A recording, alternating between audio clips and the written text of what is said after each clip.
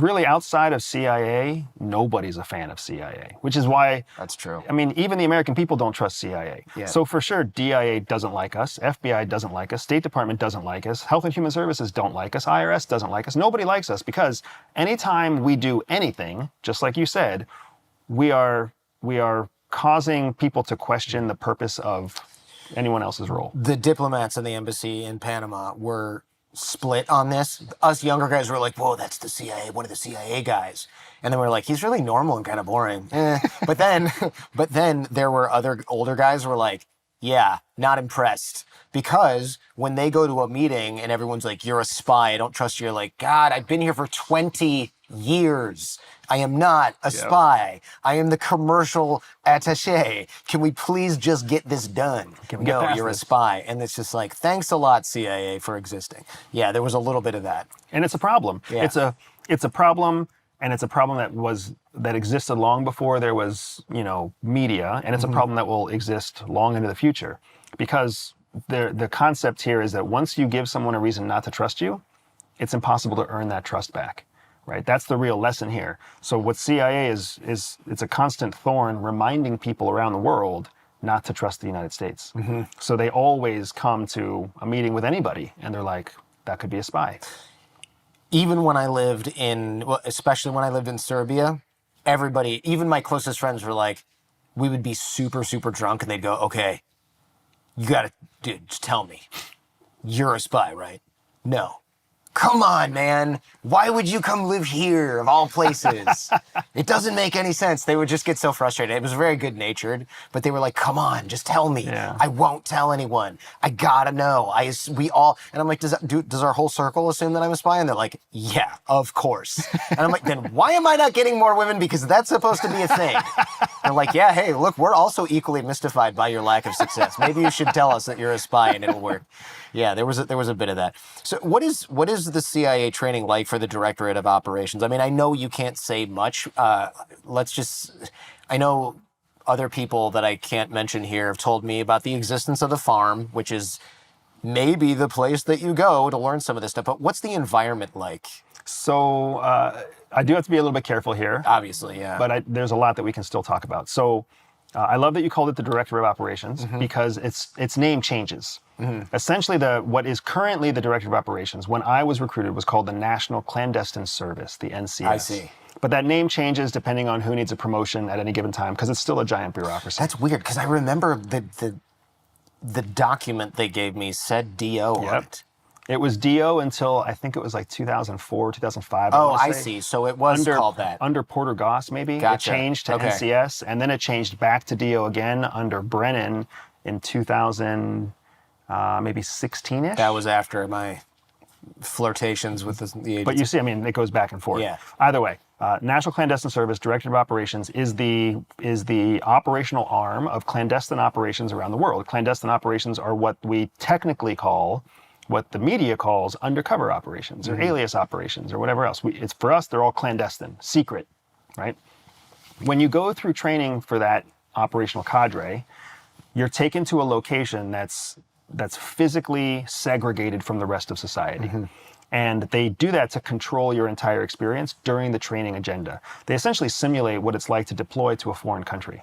And then in that controlled environment, they teach you everything from the basics of social engineering, like how to introduce yourself and remember someone's name, how to read body language, how to identify a baseline or create human assessment, how to build a relationship that we call is a fictionalized or a fabricated relationship, meaning it's artificial, but they feel like it's real.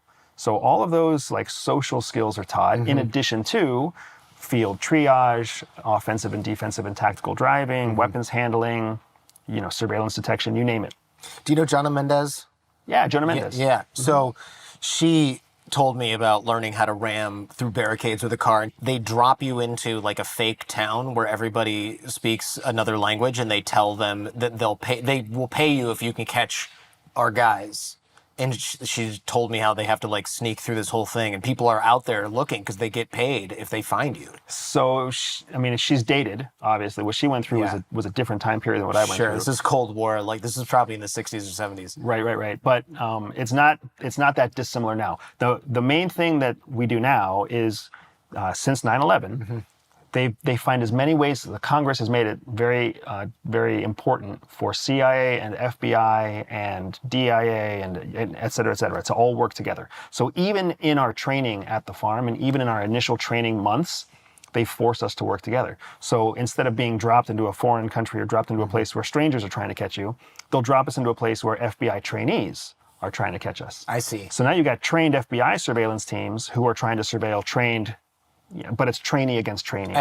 Israel does this too. Yeah, the Shin Bet does it with Mossad. Yeah, there's a really good book I think called The Way of Deception or something like that, and they talk about the police, not the regular police, but some sort of like domestic police in Israel, and then Shin Bet and then Mossad are all out trying to find each other, and there's like this little sort of whiteboard tally going on, and it's like it seems good-ish natured, but it's serious business because if they get caught anywhere around Israel, they get shot for it, or if they're lucky. Oh, right. Well, I mean, not with each other. No.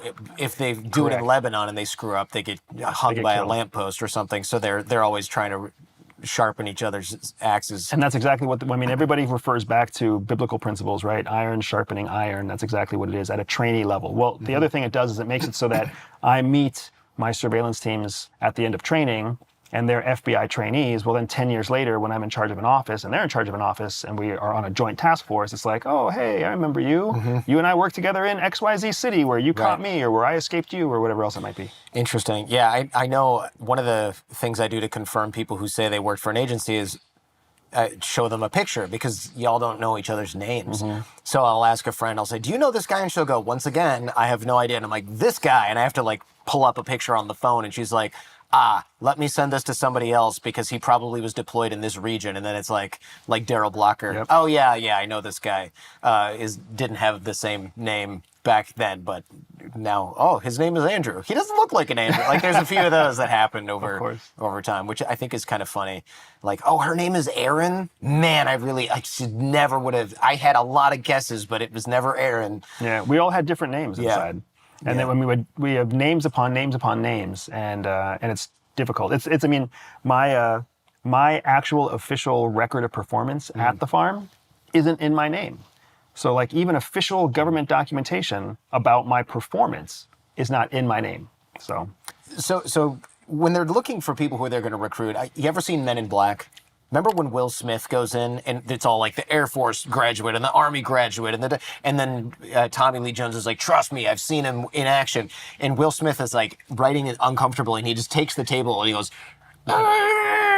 and moves it closer and everyone's staring at him because he's like this. The whole point of the scene is to show that he's this outside of the box thinker. Like there are rules in this room, but I'm not going to follow them. I'm going to talk with people even though everyone's serious and silent and move the table and change the environment to fit me.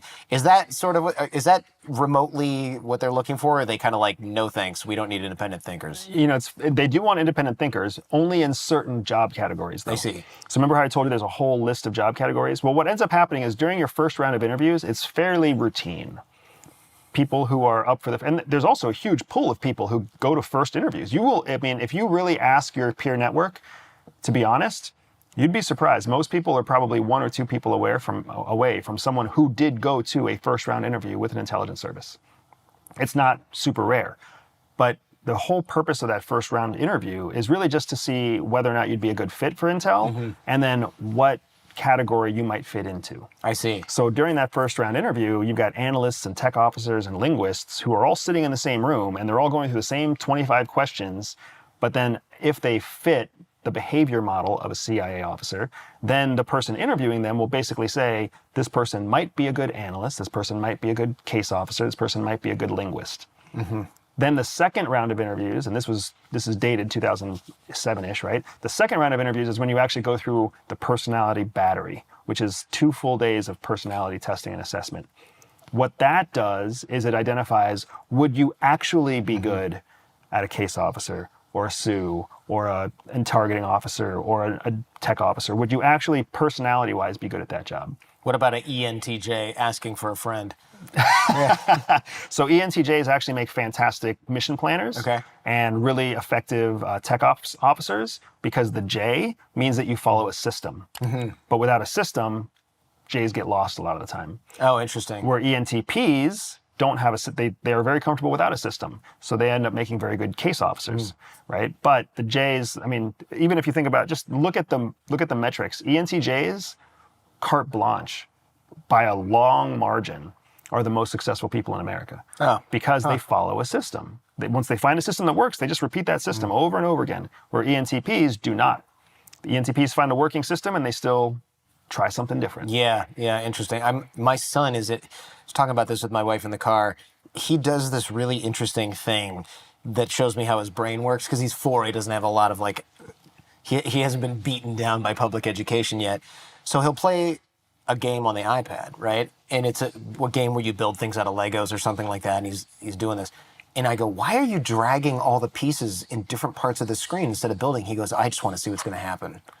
And then whenever we play with things, he's like, what happens if I do this instead? I'm like, well, that would break the thing. And he goes, well, how? Then what happens? And then how do you fix it? And I'm just like, oh, he's always looking to, he sees the edges of whatever it is, and then he's like, I want to pop that bubble and see if there's room around it's very interesting to watch because my daughter is very much like, this is how you do this game. And she's 2, so it's a little early, but she's like, this is how you play the game. You build the thing. That's it. You don't try to test the outsides of the boundaries. She's like, you push the right answer. You don't push all the wrong answers to see if the colors change, which is what my son does. And then we go, you know this answer. Why did you push that? I just want to see what would happen. She's like, I don't know the answer. I'm going to hit it. So it's really, it's interesting to see how different their brains are. And that's more in line with answering your original question, right? So do they put analysts and case officers and tech officers all in the same room and then make their behavior in the room part of the test? No. They'll test to see what you fit into, and then they'll put a bunch of tech officers, a bunch of case officers, a bunch of analysts. They'll all go into the same room, and then inside that room, everybody just behaves the same way. In the tech officers' room, you're going to have people who studiously do whatever and who show up in like t-shirts and shorts because they're kind of socially awkward for the most part because they're so heavily focused on engineering. I feel seen.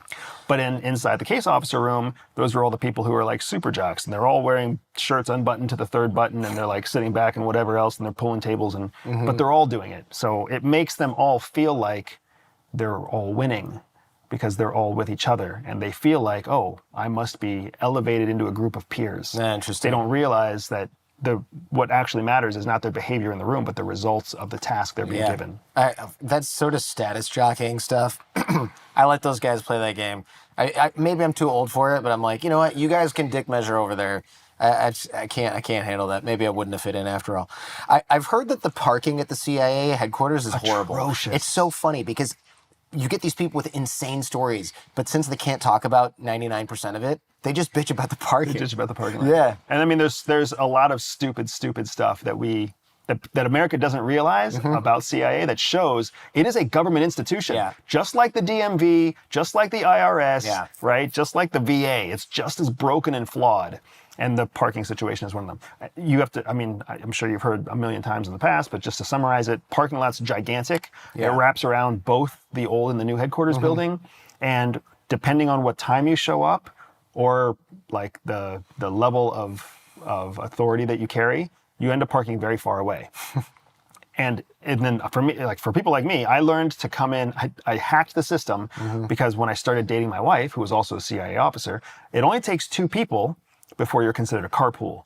And there's very specific carpool parking that's right by the front entrance. Sure. So now when I started dating my wife, we would carpool in together, park right by the front entrance, and save ourselves 15 minutes of walking. Yeah. But when you drive in alone and you get there after 8 a.m., you're basically in like the nosebleed seats. That's funny. Yeah, so like I can just see you guys dating. You're like, you know what? I'm not crazy about you, but this parking is unbeatable. Sweet. Yes. We should just get married and make a thing out of it. In the basement of the new headquarters building, there's a hot dog machine. Like, I don't know, have you heard that before? No. I love this because people don't realize it. My wife adores the story because it's so gross. It is a hot dog machine, which means... What is that? It's a vending machine. That is gross. So you It's walk already in, gross. yes, you put in like your $1.50 or whatever, and no shit, a cold wiener comes out, goes onto like a little rack that microwaves it basically on a roller, and then out of nowhere comes like a singularly wrapped bun, and the two things are like dropped into each other, and then like spit out the bottom on like a little paper tray. You know, it's probably not worse than any other hot dog you eat, honestly. Except that it's a CIA hot dog machine. And the fact that it's in the basement just makes it that much funnier because now you realize who must be using that machine. It's all the poor bastards who have to work in the basement after the cafeteria area closes, which closes at like 5 o'clock in the afternoon. So all those poor assholes that are working at like 1 o'clock in the morning and hungry, they only have a hot dog machine. So our national defense, like people analyzing Al-Qaeda and ISIS communications are like, guess I'm going to go eat another hot dog until I get a new job. Yep. And then that also means that the operations center must just smell like hot dog farts. Yeah. All the time. Constant hot dog farts.